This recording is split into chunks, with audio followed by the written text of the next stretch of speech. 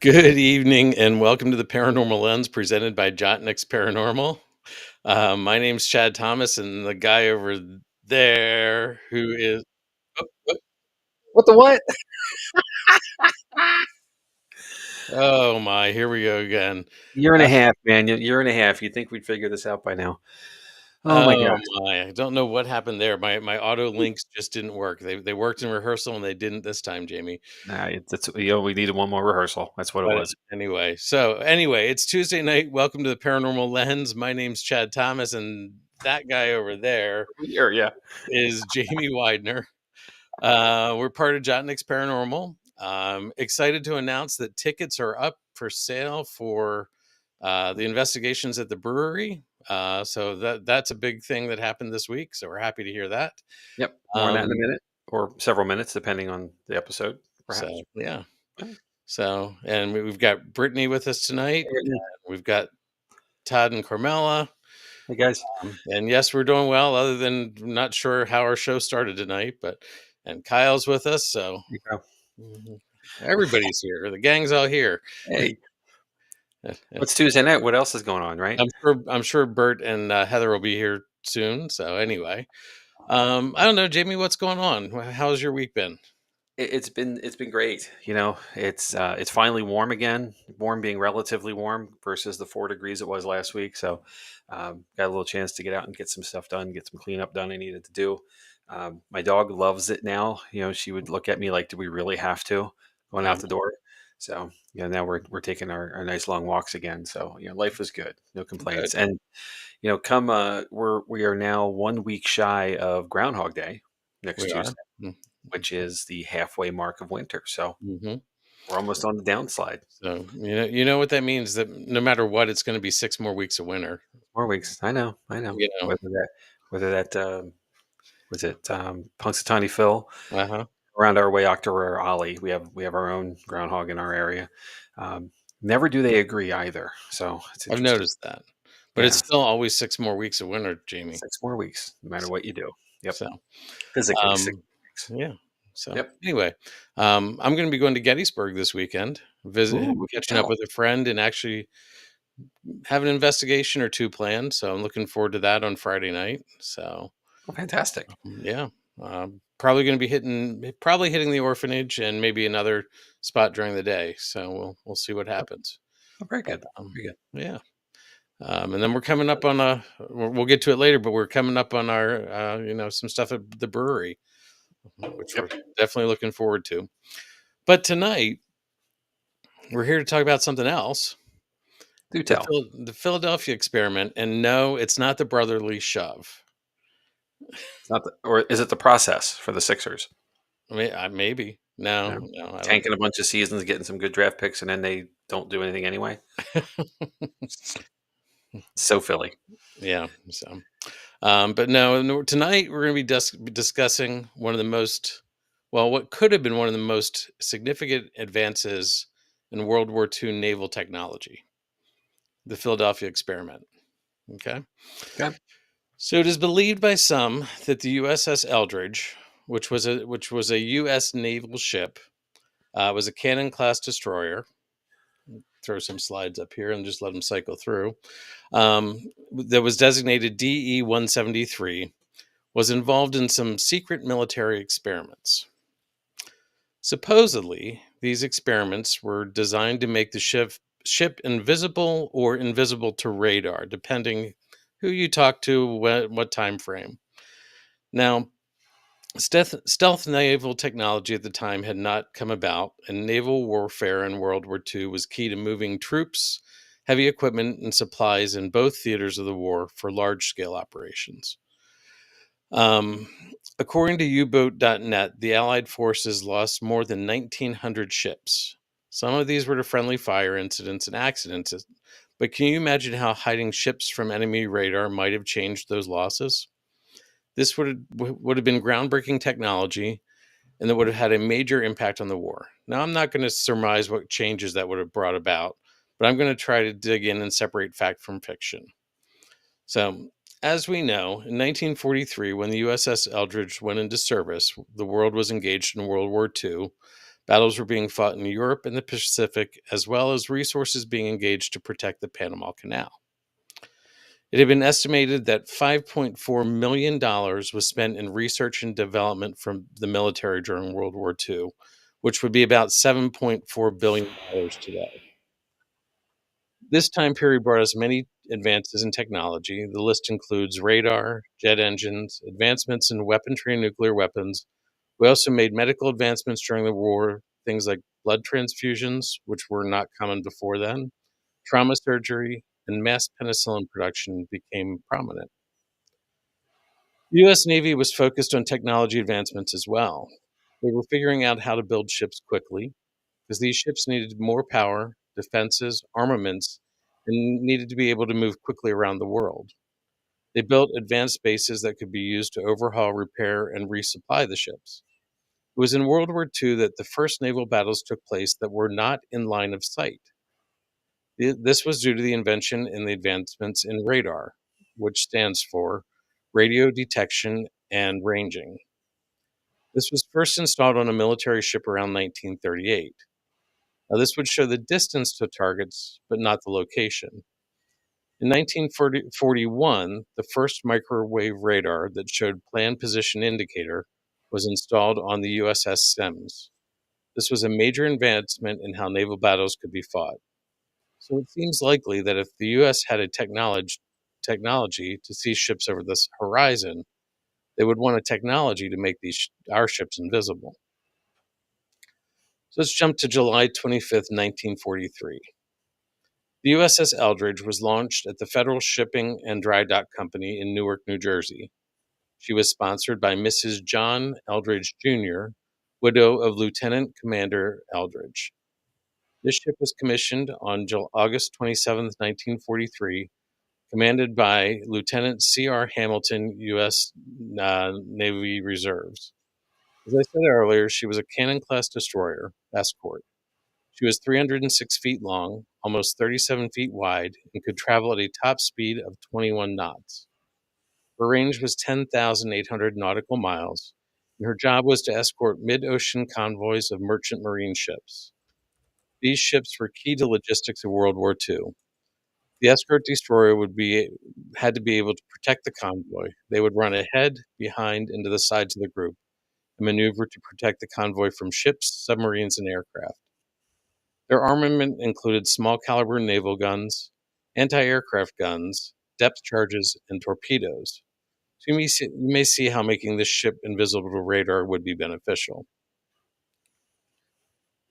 Carl M. Allen was a merchant mariner, and he claimed to have witnessed an event that took place around October 28, 1943. This event is reported by Allen to have happened at the Philadelphia Navy shipyard. There are several versions of this story, so I'm going to do my best to cover all the accounts. The general consensus is that the Eldridge was at the Philadelphia Naval Yard and fitted with equipment that was being tested. Testing began in the summer of 1943. Supposedly, there was a limited success in some of these tests. According to records, one test resulted in the ship almost completely disappearing and being replaced by a greenish fog. It was reported that after the experiment, crew members reported severe nausea. The event that supposedly happened on October 28th says that the Eldridge not only disappeared from sight, but it completely disappeared from the area and was teleported to Norfolk, Virginia for some time, until it reappeared in the original location in Philadelphia. While in Norfolk, which was some 200 miles away, it is claimed that it was in the view of the USS Andrew Forsyth. These experiments had some unforeseen outcomes. Some crew members were on different decks when the ship would reappear. One account talks of a sailor who appeared one deck below where he had started, but his hand was fused into a bulkhead. Other crew members completely vanished, and others went completely, as they said, bananas. If you believe these reports, it was at this point that the US Navy changed the classification of the experiment to only make the ships invisible to radar, and that they may have brainwashed the crew to maintain the secrecy of the experiment. Now, I don't know about you, but this is beginning to sound a little far-fetched. So, where do these crazy ideas come from? Well, Albert Einstein was actually working with the Navy at this point, and he had coined the term unified field theory to describe a class of potential theories. These theories would look at how interrelated forces in nature, such as electromagnetism and gravity, could unite their respective fields into a single field. The goal was to prove this mathematically and physically, so potentially this experiment could have been a test of this theory. Some accounts say that researchers theorized that some version of the field theory would allow large electrical generators to refract light around an object, thus making the object invisible. The Navy, seeing the benefit of this for the military, sponsored the experiment. Now, another version of the story tells of a researcher wanting to take magnetic and gravitational measurements of the seafloor to detect anomalies. I don't have any really hard names, so I'm going to stumble over easy words tonight. um, this was also based on Einstein's attempt to understand gravity. This could also be tied to related stories of experiments with the Nazis to find anti gravity led by Hans Kemmler. And like I said, Albert Einstein did work with the Navy as a consultant during this time period. If you think about these things, then it may be beginning to look plausible. So let's take a look at the military records regarding the experiments. Jamie, did you get that sheet that I sent you with all the you didn't? No. Okay, well that's because it doesn't exist. Um, there is no documentation on this that is acceptable or accessible. In fact, if we look at the logs from the Eldridge, we run into some inconsistencies. First, I said the Eldridge was commissioned on August 27th, 1943. She was stationed in New York Port until September of 1943, and then she was on her shakedown cruise in the Bahamas. And this was during October when the experiments were said to have happened. Now, one explanation for this is that the actual logs are classified and the accessible ones are a forgery. Another theory is that it was actually the USS Hammond, which was designated DE 131. Now, the Hammond did arrive in the Philadelphia shipyard on October 20th, 1943, so that timing is a little more plausible. Some other things that have been stated include a statement from the Office of Naval Research. In September of 1996, so we're talking not too long ago, 20 some years, the ONR said, ONR has never conducted investigations on radar invisibility, either in 1943 or at any other time, pointing out that the ONR had not been established until 1946. It denounces the accounts of the Philadelphia experiment as complete science fiction. In April of 1999, a reunion of Navy veterans was aboard the Eldridge. When asked about the Philadelphia experiment by a reporter, a representative of the crew said that they never made port in Philadelphia. If you want to research the timeline further, the Eldridge's complete World War II action report and deck log is available on microfilm at the National Archives, and its record NRS 1978-26. Ted, there's a whole generation of people listening that still know what microfilm is, right? You're probably right. So we'll have to do a whole episode on that, Jamie. Yeah, that's a spooky thing, right? Mm-hmm. So you may be curious with all this information that looks like it never happened. Why do people think it did? Yeah. For this, we need to jump to 1955. Morris Jessup, a Washington, D.C. auto part salesman, wrote a book entitled The Case for UFO. Now, Jessup had been a graduate student at the University of Michigan focusing on astronomy, so he had a knowledge of space and was interested in space exploration and flying saucers. While touring to promote his book, he suggested that his audience contact their legislatures to fund programs for research into anti-gravity and Einstein's unified field theory, the object to establish effective and economical space travel. Now, the next information that I'm going to present here comes from an article in the October 1980 issue of Fate magazine. It was written by Robert Gorman and was titled Alias Carlos Allende. On January 13th, 1956, Jessup received a letter from one Carlos Miguel Allende. The letter, whose return address was RD1, Box 223, New Kensington, Pennsylvania, but which was postmarked Gainesville, Texas, scolded Jessup for suggesting continued research into the UFT, or Unified Field Theory. Allende claimed that in October of 1943, the United States Navy had used Einstein's theories in an experiment that not only rendered a destroyer totally invisible, but caused it to be teleported from the Philadelphia dock to the Norfolk Newport News Portsmouth area and back again in a matter of minutes. The experiment succeeded, but it left side effects so horrendous that the Navy shut down the project immediately because the intense force field used in the experiments. Many of the crew members continued to lapse into invisibility or limbo. Most of them went mad. As proof of these fantastic claims, Allende referred vaguely to articles in unnamed regional newspapers and listed a few persons whom he supposedly witnessed this grand experiment with while on the Matson Line's Liberty ship, the SS Andrew Forsyth. Jessup was troubled. Maybe Allende was a crackpot. Then again, maybe he wasn't. In a postcard, Jessup asked Allende what evidence he had to support the wild tale. On May 25th, Jessup finally received his answer, which didn't amount to much. Allende, his name now Anglicanized, I can't say that word, to Carl M. Allen, could recall no exact dates, neither for the experiment or for news accounts, nor could he remember the names of crew members or anything else for that matter. Perhaps, he suggested, narco-hypnosis might stir the memory. Unimpressed, Jessup dropped the matter. So the real mystery did not begin until the next year. In the spring of 1957, Jessup was invited to the Office of Naval Research in Washington, D.C., where an officer handed the surprised author a paperback copy of Case for the UFO, explaining that someone had mailed the volume anonymously to the ONR. The officer directed Jessup to study the contents.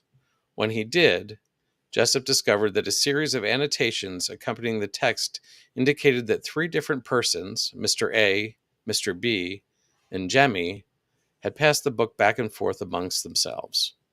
The writing provided answers to the questions Jessup had asked, and the writers made little effort to conceal their contempt for mere human beings. Jessup immediately recognized the handwriting with its bizarre spelling, capitalization, and punctuation as that of his mysterious correspondent, Carl Allen, or Carlos Allende. He concluded that Mr. A was Allende. The ONR requested that the two Allen letters from Jessup. Later, a number of copies of these, combined with the annotated Case for the UFO, were reproduced for study by the Vero Corporation, a Garland, Texas firm involved in military research contracts. So, why did the Navy want the letters to go with the book, and why did they make copies of everything and distribute them? They even went so far as to find the address at which the letters were sent from. According to published sources, they discovered a vacant farmhouse. Now, more research I found that this farmhouse was never vacant. So I don't know what the government looked at, but the farmhouse that Carlos Allen lived in was never vacant and actually had family who still lived there for many years. Turns out that Gorman happened to live in New Kensington, PA, and decided to start looking into the matter further. He was able to find a mutual family friend who was identified as Fred C., and located Allen's latest address in New Mexico. This was on January 7th, 1969, and it happened to be 2 days before the Condon Report, a major paper on government and academic UFO research, was released. Turned out this was much more interesting than Allen, so he never followed up on it. Then, later that summer, Carl Allen confessed to the Aerial Phenomenon Research Organization in Tucson, Arizona, that it was all a hoax. Now, Jamie, do you think this is where it all ends and we're going to tie it up with a neat little bow? Of course not. No, no, of course not. This is where the story from Mr. Gorman gets interesting. He received a call on July 8th, 1979, 10 years after Allen said it was a hoax. This call was from a friend, John O'Donnell, who was a journalist with the New Kensington Valley News Dispatch.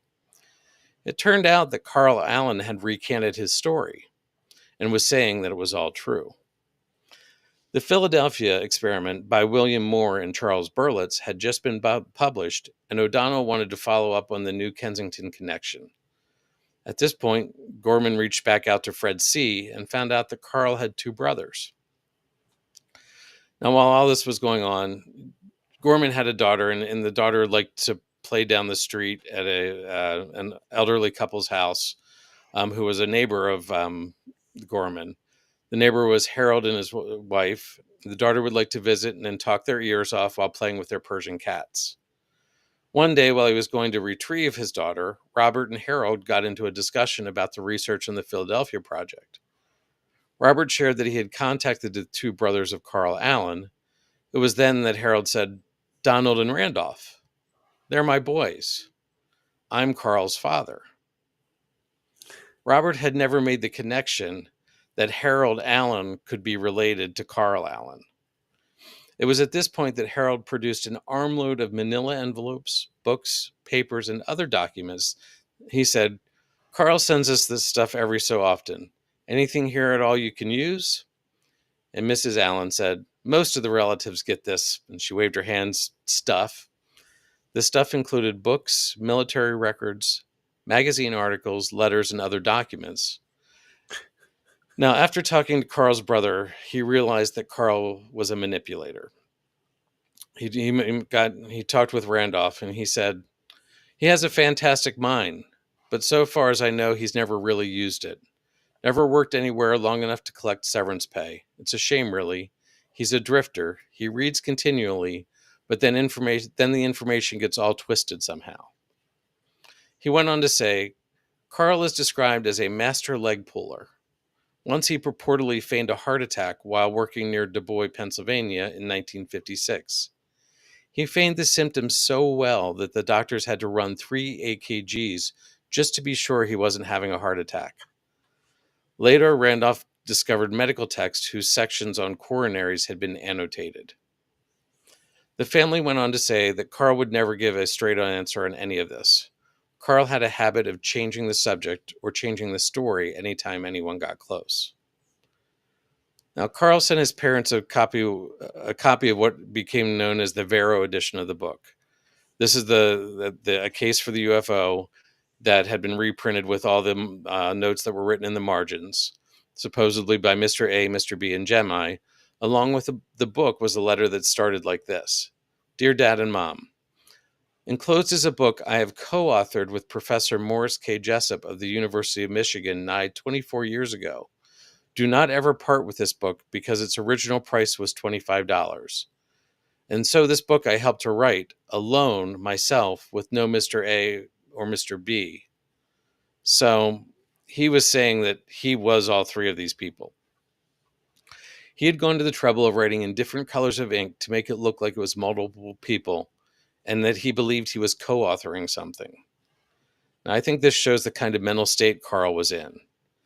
As much as I want to believe the possibility, I think we have to categorize this as fantasy and not paranormal. Gorman summed it up well at the end of his article with the statement, "It is clear that the legend of Carl Allen, Carlos Allende, is mostly fiction. If someone were to write a book telling the real story, it might be The Philadelphia Hoax, Project Gullibility." So is there anything that could have led Carl to believing that the Navy was experimenting with radar invisibility? One possibility would be known as ship degaussing. Degaussing is in World War II referred to a method used to protect ships from magnetic mines by neutralizing their natural magnetic field through the installation of electrical cables around the hull, which when energized with current effectively made the ships invisible to the magnetic sensors of the mines, allowing them to safely pass over them. This was a crucial countermeasure against the widespread use of magnetic mines by the Germans during the war. The way Carl's mind worked, it is plausible that he could have seen the degaussing system and believed it was something else. To this day, we have only been able to reduce radar signatures by making surfaces less reflective and smaller profiles. They are seemingly invisible to radar, but to the best of my knowledge, this isn't due to the unified field theory. We have not been able to make things invisible or teleport them. Illusionists have made things disappear with smoke and mirrors, but it has only gone from the viewpoint of the spectator. One thing that is true about this story is it's been a talking point for many years, and probably will be for years to come. It brings up discussions of government secrecy, conspiracy theories, and has influenced other urban legends. It also has been the subject of books, publications, and movies. There have been at least 2 feature films and many documentaries made about it. Now, as paranormal investigators, things like this make it difficult for us. So much of what we do is balancing on the line between believable and unbelievable. As you say, Jamie, much of the time we sit in the dark and talk to ourselves. You and I know that we can't get repeatable, controlled results. For those who are trained and live by the scientific method, it almost classifies what we do and what we believe right there with the ship teleporting to other locations. I guess that's why it is important to be skeptical and look deeply at every piece of evidence. I know that I look at so many things that people claim as paranormal, and I find a way to discount them right away. I would hope that every paranormal investigator would do the same thing. And I think as investigators, we tend to surround ourselves with people who investigate and research the same way we do. I think this story is also a modern day example of how folklore, urban legends, and other stories from many cultures have evolved over the year. It just takes one person to start a story that can be told for generations to come. Maybe the Philadelphia experiment was told to keep us from messing with the unified field theory until we have a better understanding of it. I know for certain that I don't want to be part of an experiment that would have me become a permanent part of a bulkhead. So I'm going to cite some resources for my research, and then we can talk about it a little bit, Jamie. Semshred.com, The History and Science of Degaussers, Fate, Pulp Digest Magazine, October 1980, usmm.org, U-Boat History, or U-Boat.net, and history.navy.mil. So I really took that one down a rabbit hole, but what do you think, Jamie? Well, I know a little bit about this too, and from something I have done in the past, some research that I had done, and I find it, it's an interesting thing, because if you take it just at face value, the reports and the incidents and so forth, it's fantastic, right? Uh-huh. But then it's and like anything else, and you said it pretty well. Like once you start to look at it a little more closely, as investigators, as paranormal investigators specifically, we know we captured something, right? When we review Hmm. our audio or video, and then from there we go to, okay, that's cool, but what else could it have been first? You take away all the normal Right. to find the paranormal. And a lot of times, we say this a lot. It could be an environmental issue. It could be something, some active thing in the place you are. It could be a person or some element of someone in near the space making noise and or something.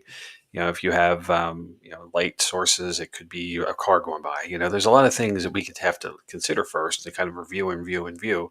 Right. I think of um, I think of being at Booby's Brewery a little while back, a year or so ago, 2 years even by now, gosh, and we had a shadow figure move across the back of the ballroom. Yep. And it really turned out to be a person on the way other end of the building at the front windows, passing by with a very strong light outside at about half a block away, a safety light that was just giving enough light to make it look like a faint shadow.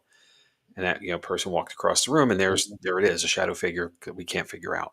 Right. So at And the I think time, if I remember correctly, we'd caught that on a camera, which yes. enhanced it as well. So it was like, Yes, exactly. So, this is what we do, right? We try to figure out what it could be first. And yep. then, here we go, on the surface, we're talking about a ship, and on the surface is kind of a pun intended, right? But, Right. on the surface, it appears that this thing could have happened. But then the more you dig into it and the more unusual the characters get, it starts to seem less and less plausible. The one thing that really interests me here, though, and it's not really something that is angled into any of the documentation, is the because it's really a side effect, is that during this era, Einstein is working very closely with the military Mhm. and trying to develop technologies and sciences that would be beneficial. And one of the most interesting things in a lot of very interesting things that Einstein came up with and presented is the concept of a traversable wormhole. Right. You go in one end of something, you completely leave this place you are and you come out somewhere else. And the idea of that is still in play, like the possibility of it. It would explain how people disappear, Mhm. and we use the term abduction a lot, right? When people just disappear and then they come back later, you know, and they have no memory of where they've been and what happened to them. This could certainly be that plausibility to say that the ship entered one end of a wormhole in Philadelphia and exited another in Norfolk, Correct. and somehow turned around and or you got sucked through it or however to come back to Philadelphia again. The fantasticness of though people getting like the sailor with his hand in the bulkhead, and Mhm. different decks and things like that. That doesn't make any sense in that scale because it would just physically be you sailing through something. Nothing changes for you physically.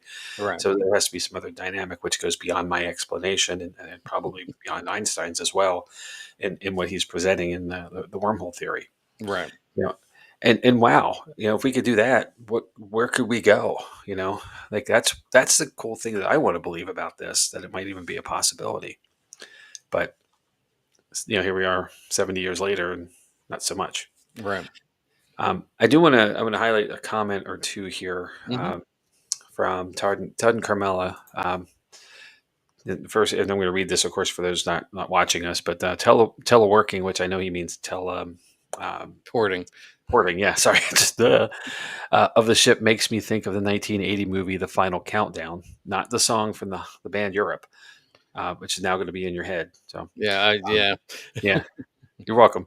Um, the U.S. Nimitz, which is an aircraft carrier, goes through a freak electrical storm, and then continuing, um, is the world's largest nuclear powered aircraft carrier. It's transported back to December 6th of 1941 in time to head off the Japanese attack on Pearl Harbor. This was a Mhm. film that was released in the 80s. I saw it. It was pretty cool. You know, Fantastic story kind of idea. Mhm. Also, back in 1984, there was a terribly, awfully awesome movie called The Philadelphia Experiment. Mhm. And we said there were two feature films. This is the one I recall seeing, starring Michael Pere, who was great but also awful at the same time. Nancy Allen, a few others. Um, it directly involves the Eldridge. It directly involves the Philadelphia Experiment specifically. Um, and the ship disappears, but also two sailors from the ship, Pere being one and his best friend, I forget the guy's name, get teleported 40 years into the future and have Okay. to try to figure out what happened. And that's the drama of the story. It's out there in the world. I really recommend it if you love like those B films. This would be a Mystery Science Theater 3000 film somewhere in our future. Like those films were back from the 50s, 60s, and 70s. Mhm. At some point in the future, there's going to be one of those shows with this movie in it because it's just that terribly good.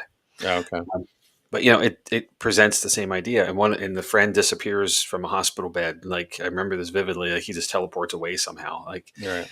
and it's the whole story though. It's everything you've described here. In that they're just trying to present more drama to it. Yep. Also, um, yeah, Bert has comment. Burton Lynch, welcome to the show. Sorry, missed you a little earlier. Um, the Eldridge was sold to Greece, then sold for scrap. So Yep. there is no road trip on this one. We can't go Right. see it. I mean, we can't go see it, but we can go see Philadelphia and Norfolk. They're not that. No, it's true. It's So true. We go to the places. We just can't go to the ship. right. Um, And that's another thing. If this was such a big deal, we wouldn't have gotten rid of the ship, right? right. We sold it to a foreign entity. We sold a warship, first of all. This is a U.S. destroyer with a ton of armament, and it's a weapon ship, and we Mhm. sold it to a foreign navy. So, it really that takes away some of it would be a classified piece of equipment. Right. We just kind of sold it. So, Yeah. uh, No, I mean, that's not uncommon, especially with like we had so many ships started after World War II that that wasn't uncommon to sell to friendly Right. nations to help protect themselves. But you're right, if it was something that was part of a big experiment, I doubt you're going to strip that kind of equipment out of the ship that easily. Right. So, but it doesn't exist anymore. We can't research it. So, the Well, does other it exist somewhere and we just don't we're not being told about it? right. Well, I mean, that's where you talk about government conspiracies and cover-ups and secrecy. 2012 was the year that the other Philadelphia Experiment movie came out. So there is Not another too long version ago. of Missed that one though. it. Yeah. So, Nothing could beat that 1984 version. which I'm sure they're available on all those fun streaming services. Oh yeah, if you dig, you'll find them. Don't worry.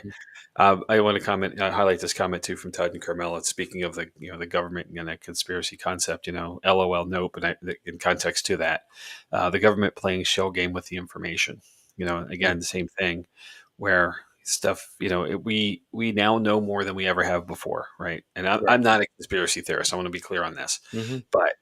but right, we just there's too much stuff out there and information, and now that we've gotten to the wow, is it the Freedom of Information Act, Right. passed several years ago, a decade ago even. We have access to more records now than ever before, but we're still not getting to the things that are highly classified or top secret. Right. Because there's reasons for that. As far Mhm. as what we could do with it or what could be done with it, the information. There's still things the government doesn't want us to know, and that puts anyone who's in the mindset of a conspiracy theory, starts them spinning, right? Right. Because, well, what about it then? And I get that, and I think that I'm all for open communication, so I'd like to know everything that's gone on, but I guess there are times when there are things that are better we don't know, Right. or reasons for it, which Hmm. could be that this was a terrible disaster. In fact, Right. it definitely did not have a positive, and it couldn't. If to try to replicate it, would still be damaging things and hurting people, and I'm okay with that happening. Yeah. Yeah. I mean, I don't have a good answer as to where this falls. I mean, my tendency is no, it didn't happen, but maybe you Well, I never want to know. believe it, Uh, right? I mean, that's the whole premise of what we do is like as investigators, we want to believe it. We just need mhm, to have proof of it. mhm, And that's my drive, as I go out to the field and I want to be able to I want to be able to capture something, right, evidence, hard evidence, and I want to be able to replicate it, have something that can say definite and concise, and you mentioned it, the repetitive stuff. right, We can't replicate things very well in right, the field because um, it's such unique opportunities. mhm, Again, no one's going to walk out alone and introduce themselves to us, or at least it hasn't happened yet. So, right. but hope. But You in never that, know. It could. it could. So, So but that's why I this is keep coming back, right? right. But this is where it's important to be a critical thinker and use that analysis and um just think it through and make sure that you do debunk everything that you can before you say, "Oh yeah, that's paranormal." So, Got it. Yep, exactly. Well, again, it until we do this. I mean, and go back to the stealth technology concept. Like we were trying to evade radar detection, right? And we right. never gave up on that. We certainly still we have plenty of things now that are stealth, quote unquote Hmm. stealth, that are radar evasive. So it clearly wasn't something that was just oh, this isn't right. We got to give up completely. We just said, Right. okay, that doesn't work. Let's do this instead. Right. And found a way. Hmm. So maybe there is more to it. If we were able to continue, or maybe that experiment continued and then just evolved into where we are now with our technologies Right. the technologies that we even know of. Maybe there are things we don't even know of. Oh, Again, I'm sure there's much, going much. back to the conspiracies, right? Yeah. So, and again, it's not necessarily conspiracy. It's just things we don't need to know. I don't need to know if we can hide a ship in the ocean. It's not going to affect my day to day life. So, Unless you're in the ocean. well, Right? No, true. I'm kidding. Yeah, of course, you're right. You're right. There are a lot of things like that that just fall Mhm. outside of our normal purview. Got enough stuff going on. Mhm. So, Maybe that's a little naive, but I'm okay with it. so. Yeah. All It was right. definitely an interesting topic to research. It's one of those that I dug in and I dug in more and I dug in more, and it's like this could go a lot of different directions. Exactly. So And and well, and Todd and Carmela did say create a portal and a road trip then. right. So But that's and you know, and what Bert says here, truth is stranger than fiction sometimes. that's very true. So It's like a like you can't make stuff. They can't make this up. So right. there has to be something to it. And Mhm. it's an like you mentioned earlier. It's an urban legend now. There's some because somebody was willing to say this could have happened, or they were willing to put it forward, and then someone else is willing to believe and then put it forward. Mhm. So outside of the official naval records, everything else is likely expanded upon as these things become. And we've covered 2 episodes now of urban legends to know that stories just grow Right. over time.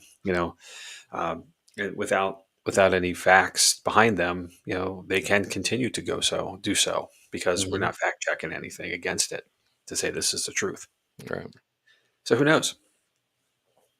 Something probably happened on a ship, on the Right. Eldridge, and Mhm. it just got fantasticalized. I'm making up words. Whatever. You get the gist. Yeah. To become You know, something a lot more than ever was.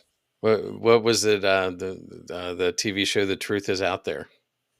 Scully and Mulder, right? The The truth is X out there. Files, or come on X-Files. now, the I X Files. Let's yeah, get that.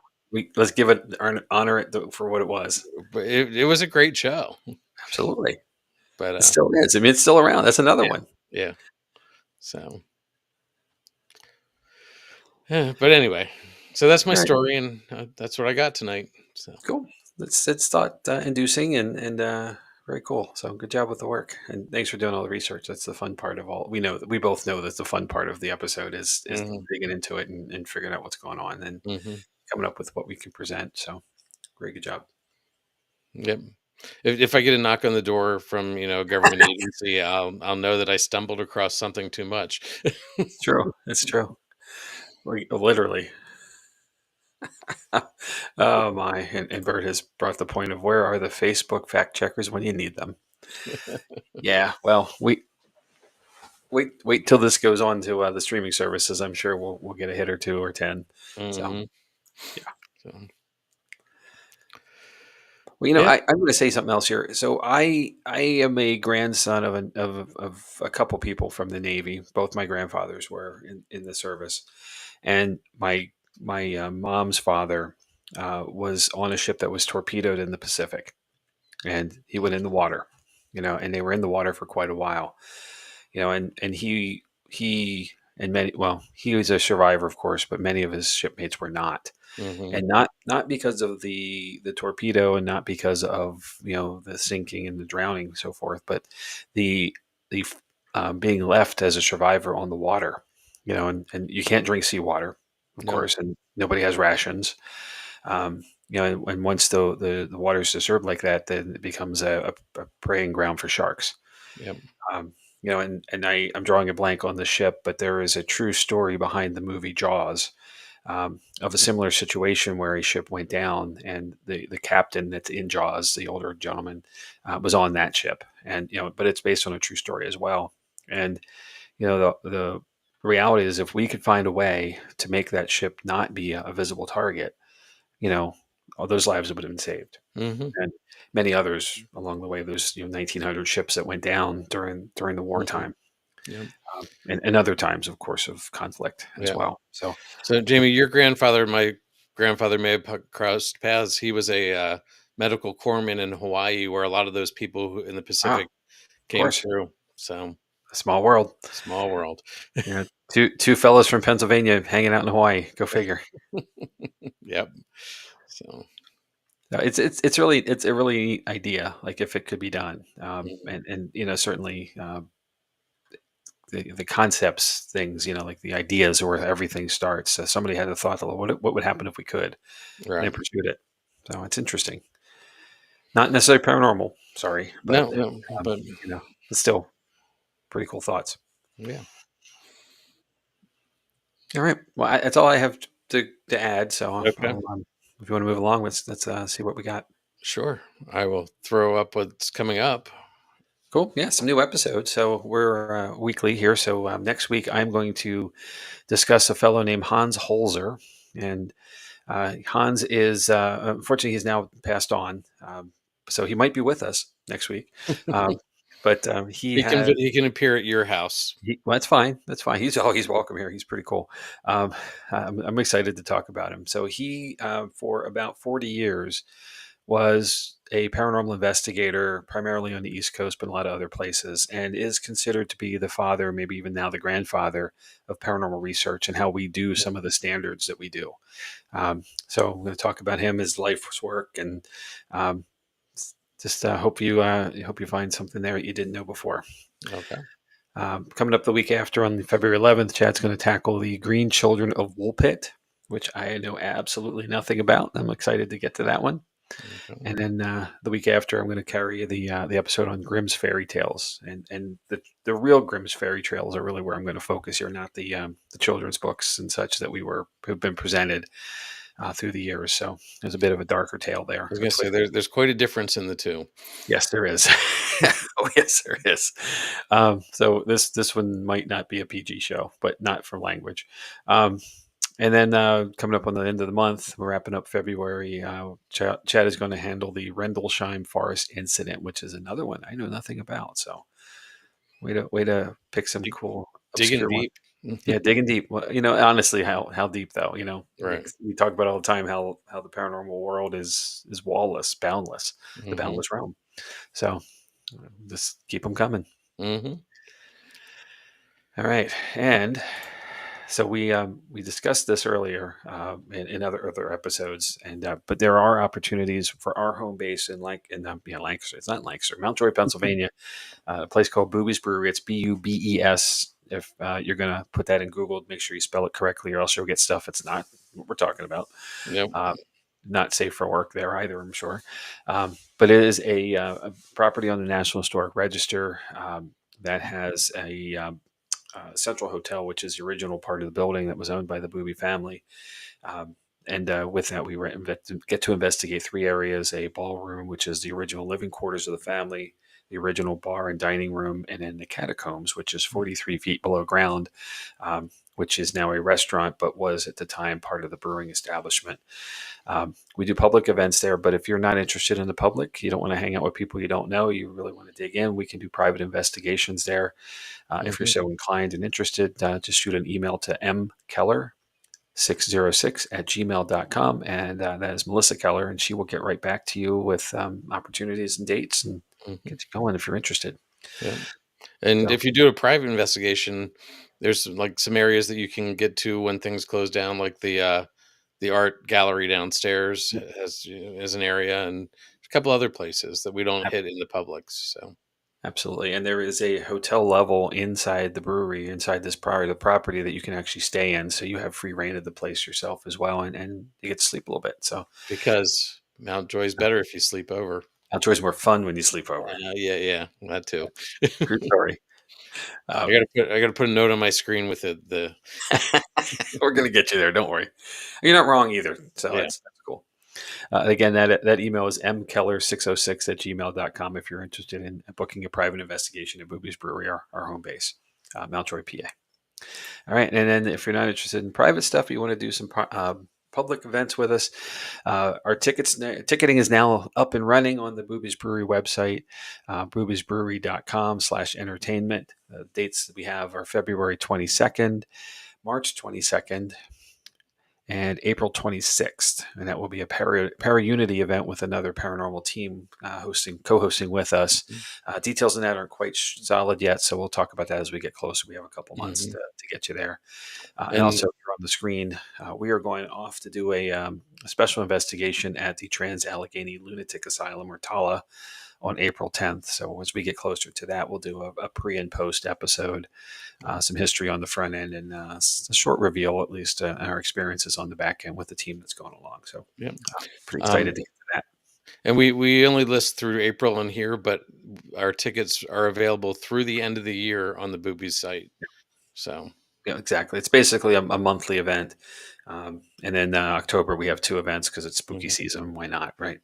Why not? Yeah. Why not? And then we'll have some other special stuff we're up to as we get a little closer to those dates. We're going to be off-site and out in the world a little bit this year as well. So more to come on those once we get closer. Mm-hmm. All right. And let me find the right button. I moved my mouse and it wasn't ready. So we obviously you found us tonight here on either our Facebook or our YouTube channel for this live podcast. But going forward, we'll get it out to the streaming services of the world, the Spotify's, Apple Podcasts, Audible, a few others.